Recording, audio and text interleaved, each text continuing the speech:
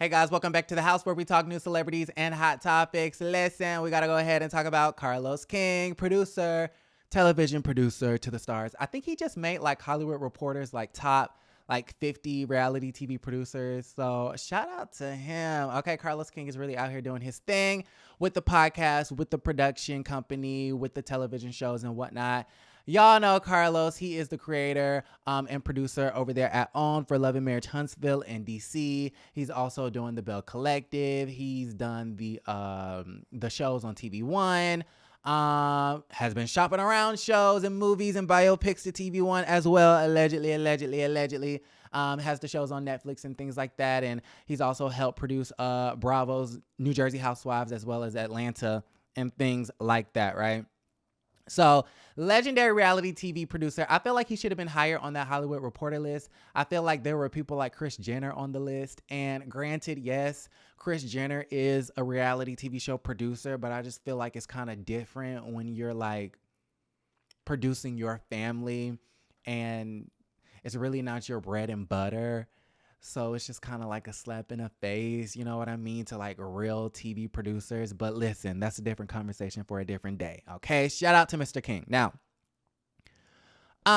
this leads us to the Real Housewives of Potomac. Now, Real Housewives of Potomac has been a trending topic for like weeks now at this point because, you know, a lot of people have been citing colorism. A lot of people have been citing bullying and things of that nature. And a lot of us have been citing that we're just really like, you know, prepared every Sunday to watch the show because it's juicy and entertaining, but it pisses us off, okay? It triggers us because we see a lot of injustices happening on a couple of these episodes. Now, I do know that Carlos King is a fan of Jizzy, okay? We do know that he's a fan of the Green Eyed Bandits, and we know this because, of course, he's appeared on the Reasonably Shady podcast. I think they did an episode a couple of months ago and they had a very interesting conversation. And then more recently, Jizzy, the last lady of Potomac, appeared on reality TV with the King, which is Carlos, podcast and stuff like that. And, you know, on multiple occasions, he has cited that Jizzy is like the force multiplier of the show, right? Now, you're probably wondering, what the hell is a force multiplier? A force multiplier is kind of like a star. It's someone who like uses their influence on the group to plant certain storylines, to plant bugs in people's ears, to do what they have to do, to say and do whatever they have to say and do in a strategic and smart way, not in a way like a Marlo did last season. Okay? That's just called being thirsty and desperate.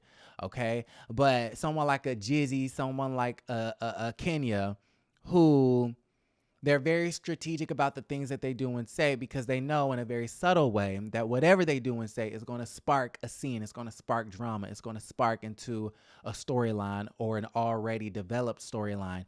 And so it's kind of like a ghost producer, right? And that's the energy that Jizzy, the last lady of Potomac, gives us. And you know what? I'm going to totally give it to her, okay? Now, recently, Carlos had an episode of his podcast where he goes further into saying that, you know, Jizzy is the queen bee.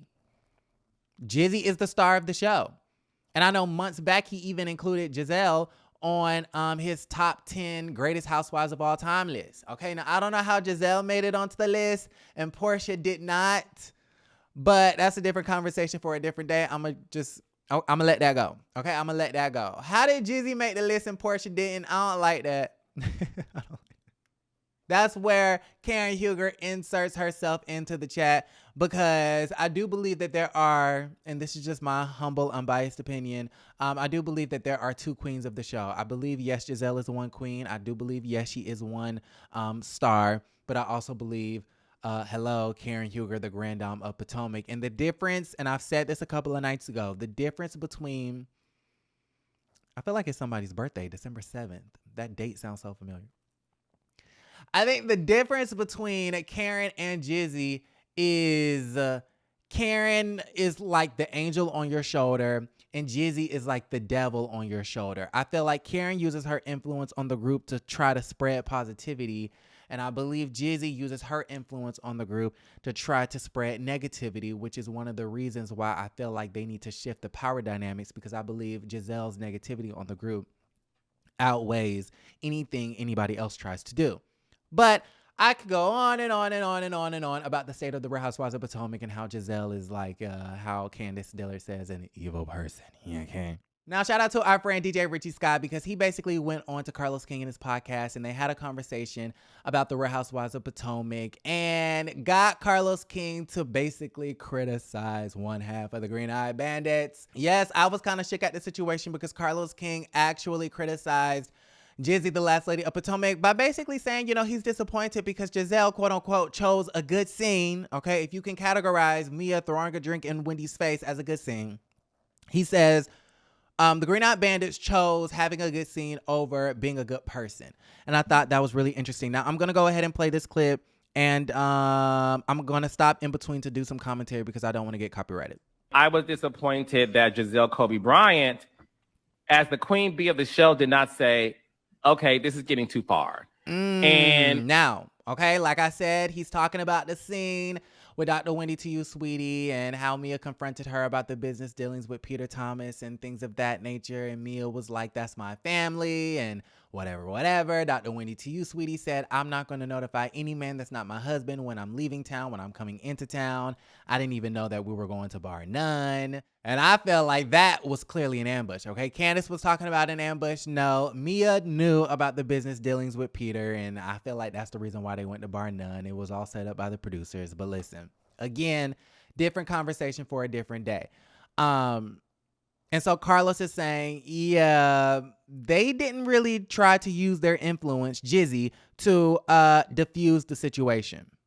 And tried to diffuse it. And that just left me disappointed because I feel like those ladies chose a good scene versus trying to be a good person. Period. And you know what? I'm going to have to wholeheartedly 100% stand behind Carlos King and what the hell he got going on over there at the podcast. Yes. Carlos, now that right there, you don't always do it for me, but that, you did that, okay? You said what needed to be said, and I wish you would have had Jizzy on the show to say it to her face.